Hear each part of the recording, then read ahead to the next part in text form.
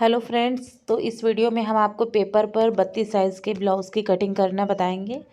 तो यहाँ पर मैंने एक पेपर ले लिया है और इसको हम बीच में से फ़ोल्ड करके रख लेंगे, जैसे कि ये अभी फ़ोल्ड है। तो यहाँ पर अब हमें लंबाई का निशान लगाना है।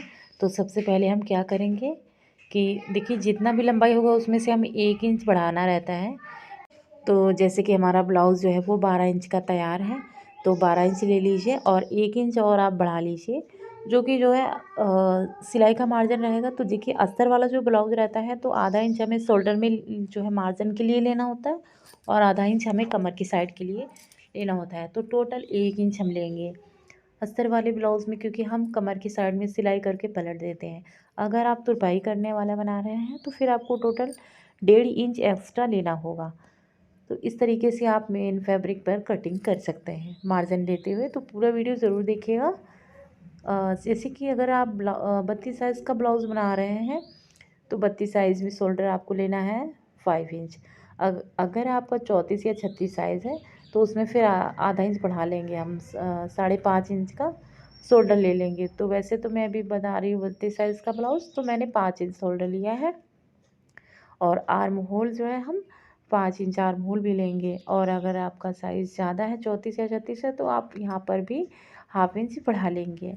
उसके बाद में अगर 32 साइज़ का जो ब्लाउज है तो इसका जो 1/4 आएगा आपका 8 इंच आएगा।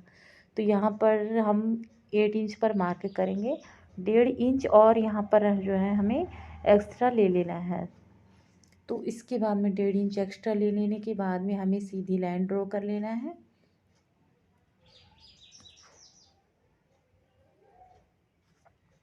अब देखिए, कमर का देखेंगे हम कितना है, जितना भी कमर है। तो जैसे कि हमारा कमर यहाँ पर 28 इंच है, तो 28 का हमने 1/4 किया तो 7 है। और इसके बाद में 1 इंच 1.5 इंच हम एक्स्ट्रा ले लेंगे।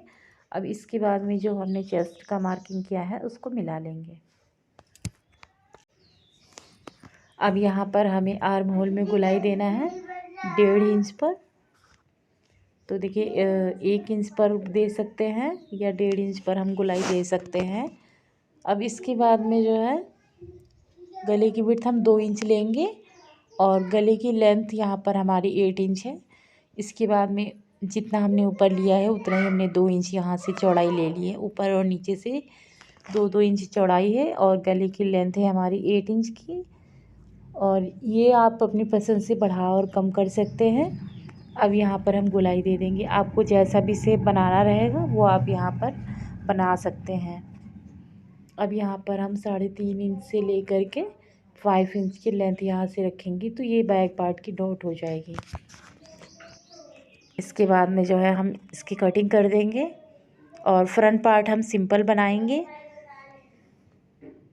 तो जो लोग भी नए हैं, हमारे चैनल पर पहली बार आए हैं, तो हमारे चैनल को सब्सक्राइब कर लें।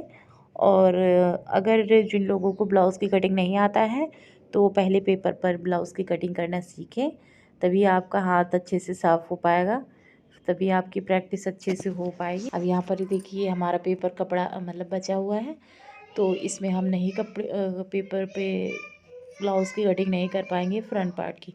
तो मैंने दूसरा पेपर ले लिया है, सेम वैसे ही फोल्ड कर लिया है।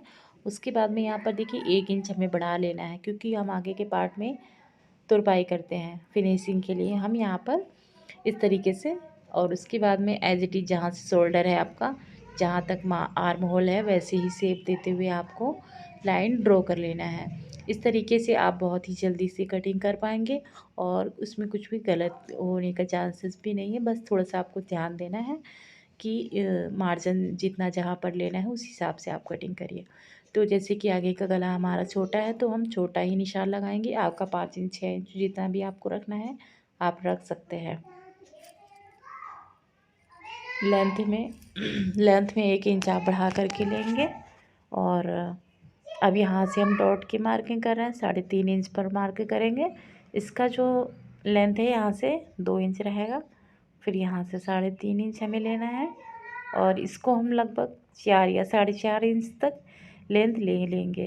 अब आपको यहाँ पर 2-2 इंच पर और यहाँ से 2-2 इंच पर मार्किंग करते हुए आपको एक डॉट को आर्म होल की तरफ मिलाना है और दूसरी डॉट को आप इस तरीके से डाउन करते हुए मिला लेंगे।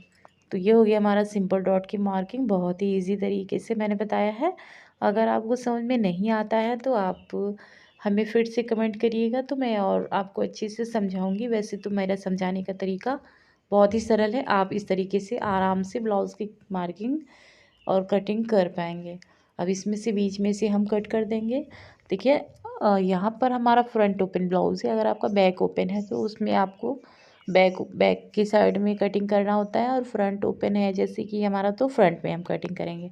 दोनों साइड पर हम मार्किंग कर लेंगे। तो यहाँ पर मैं अंदाजे से मार्किंग कर रही हूँ।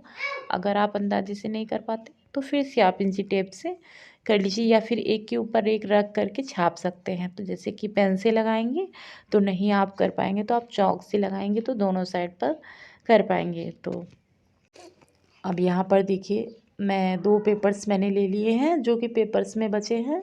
तो ये 2 मतलब कि 2 लेयर में है पेपर, इनको हम बराबर कर लेंगे। और जो आपका जब आप कपड़े में कटिंग करेंगे तो उसमें आपको जो आपका कपड़ा बचा रहेगा उसी में से एक साइड से आपको डबल लेयर करके कटिंग करना होगा। तो ये मैंने 2 पेपर लिए हैं। उसके बाद में एक बार फिर से हम फोल्ड करेंगे इनको। तो ये हमारा 4 लेयर में है कपड़ा है, जैसे कि पेपर है। तो आपको सपोज़ करना है कि आप कपड़े पे कटिंग कर रहे हैं। अब यहाँ से इसका लेंथ हम लेंगे 8 इंच। इसके बाद में आपको ऐसे लाइन ड्रॉ कर लेना है। आपको जितनी भी लंबाई आस्तीन की रखना है उसमें से बस आपको 1 इंच बढ़ाना है। जैसे कि मैं 4 इंच की बनाऊँगी तो 5 इंच मैंने ले लिया है। फिर आप लाइन ड्रॉ कर ली, तो ये हमारा बॉक्स टाइप रेडी हो गया है। इसका 2.5 इंच पर गोलाई मैंने दिया है, यहाँ से 1.5 इंच लेना है। अब हम इससे गोलाई दे देंगे, और दूसरी साइड से चौड़ाई लेना है 5, जितना भी है आपका 1.5 इंच और एक्स्ट्रा ले करके आपको इस तरीके से मिला लेना है। अब हम इसकी कटिंग कर लेंगे।